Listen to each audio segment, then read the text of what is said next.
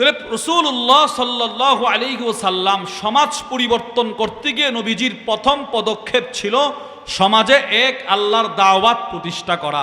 বলেন, সমাজে কার দাওয়াত প্রতিষ্ঠা করা? এক আল্লাহর। 2 নাম্বার, সমাজ পরিবর্তনে রাসূলের দ্বিতীয় পদক্ষেপ সমাজ থেকে বৈষম্য দূর করা, তারতম্য দূর করা। আমি বড়, সে ছোট, সে আমার লোক, সে আমার লোক না, এই স্বজনপ্রীতি, বৈষম্য দূর করা নবীজির দ্বিতীয় পদক্ষেপ ছিল। এজন্য আল্লাহর রাসূল তিরমিজি শরীফের 3270 নম্বর হাদিসের বর্ণনায় আসছে, নবীজি একটা ভাষণ দিলেন। ওয়ান আব্দুল্লাহ ইবনে উমর রাদিয়াল্লাহু তাআলা আনহুমা قال, আব্দুল্লাহ ইবনে উমর বলেন, আন্না রাসূলুল্লাহ সাল্লাল্লাহু আলাইহি ওয়াসাল্লাম খাতাবান নাস ইয়াউমা ফাতহি মক্কা। নবীজি একদিন মক্কা বিজয়ের দিন নবীজি দ্বারা একটা ভাষণ দিলেন। কি ভাষণ? আল্লাহর রাসূল বলে, ইয়া আইয়ুহান নাস, ও লোক সকল। কি? ইন্নাল্লাহা ক্বাদ আযহাবা আনকুম উবিয়াতাল জাহিলিয়্যা।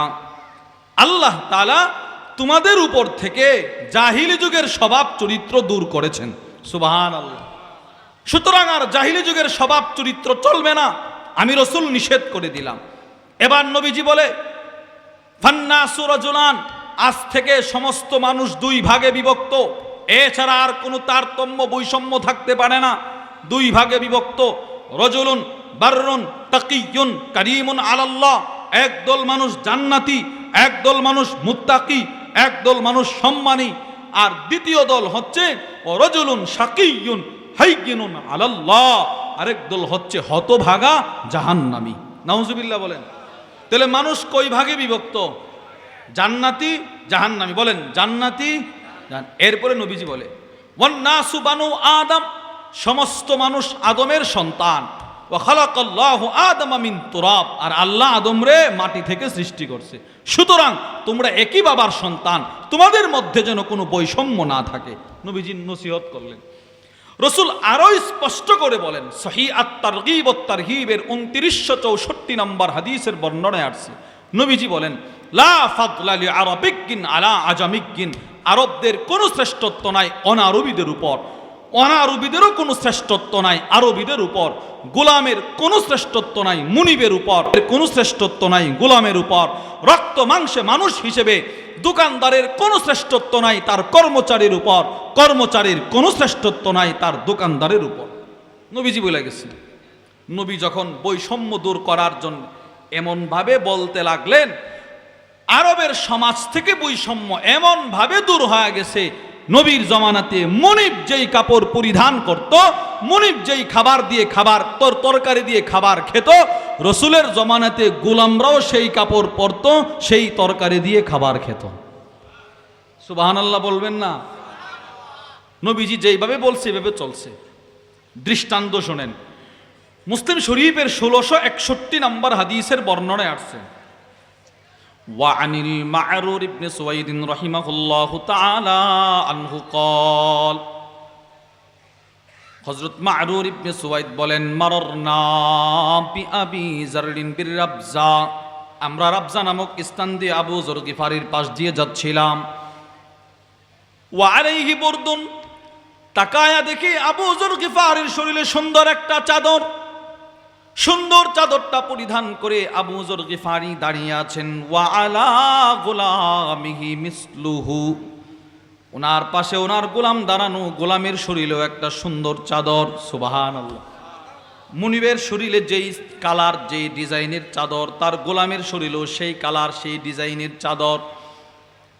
হযরত আবু যর গিফারির দেখা মা'রুর বলে, আমরা বললাম, ইয়া আবা যর, হে আবু যর, লাউ জামাতা বাইনাহুমা কানাত হুল্লা, আপনার উপরের চাদরটা অনেক সুন্দর, নিচেরটা ভালো না, কিন্তু আপনার উপরের চাদরের মতো সেম চাদর গোলামের শরীরে।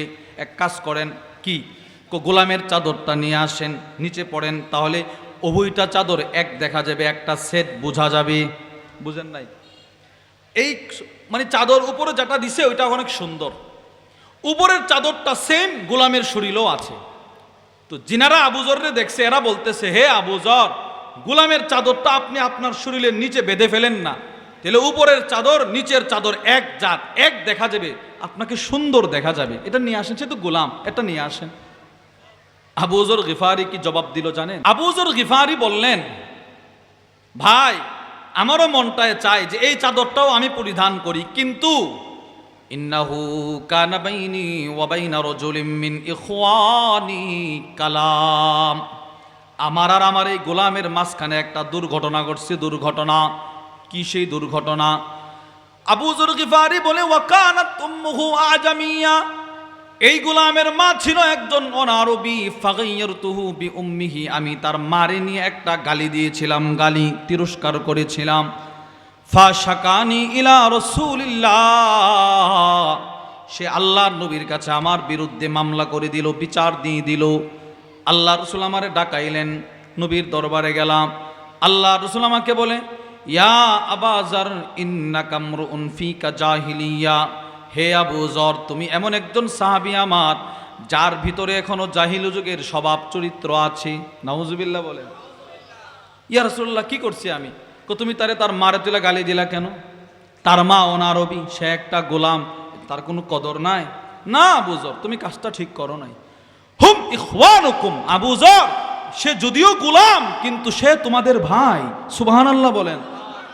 জাআলাহুমুল্লাহু তাহতা আইদিকুম, আজকে তারে গোলাম যেই রব বানাইছে ওই রবই তোমারে মালিক বানাইছে। 2 দিনের মালিকানা পায় তারে গালমন্দ করেছো। আবু যর শোনো, আতইমুহুম মিম্মা তাকুলুন, তুমি যা খাইবা তারে তা খাওয়াইবা। ওয়া আলবিসুহুম মিম্মা তালবাসুন, তোমরা যা পরিধান করবা গোলামটারে সেটা পরিধান করাইবা। কোনো বৈষম্য থাকতে পারবে না, সেও মানুষ তুমিও মানুষ। আবু যর গিফারি বলে, ওই দিনের পর থেকে আমি যা দিয়ে খাই তারে তা দিয়ে খাওয়াই। ওই দিনের পর থেকে আমি যেই রঙের কাপড়, যেই দামি, যেই ডিজাইনের কাপড় পরিধান করি, আমার গোলামটারও সেটা পরিধান করাই। সুবহানাল্লাহ বলবেন না? চিন্তা করেন কত সুন্দর একটা সমাজ নবীজি গঠন করে গেছে। আমাদের অনেকের ঘরের কাজের বুয়া থাকে, কাজের বুয়া, কাজের মানুষ, খাবার পাকায়া দেয়। অনেক মানুষ এমন আছে, এই মহিলাটা এত কষ্ট করে খাবারটা পাকাইলো, ভালো ভালো খাবার, এটা তারে মালিকরা এর খাইতে দেয় না, এর জন্য আলাদা খাবার দেয় না। এটা উচিত নয়, এটা উচিত নয়। আল্লাহর রাসূল নিষেধ করেছেন। মুসলিম শরীফের 1663 নম্বর হাদিসের বর্ণনায় আসছে, আবু হুরায়রা বলেন, ইযা সানা আলি আহাদিকুম খাদিমুহু তুআমা, আল্লাহর রাসূল বলেন, তোমাদের কোনো কাজের মানুষ, তোমাদের কোনো খাদেম যখন তোমাদের জন্য খাবার পাকায়া সুম্মা যা আবি, খাবারটা নিয়ে যখন তোমাদের কাছে আসে, জানো কে খাবারটা নিয়ে আসছে?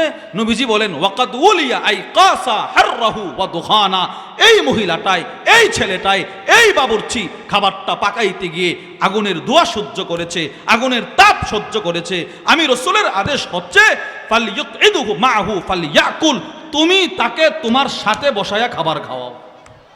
সুবহানাল্লাহ বলবেন না? এর সাথে বসায়া খাবার খাওয়া। এবার নবীজি বলে, ফা ইন কানাত তুআমু কালিলা, খাবার যদি তোমার অল্প হয়, কমসে কম আমি নবীর চরিত্র হচ্ছে ফালইয়াদা ফি ইয়াদিহি লুকমাতান আও লুকমাতাইন, 2টা লুকমা তার হাতে হলেও তুমি দিয়ে দাও। নবীজি বলছে।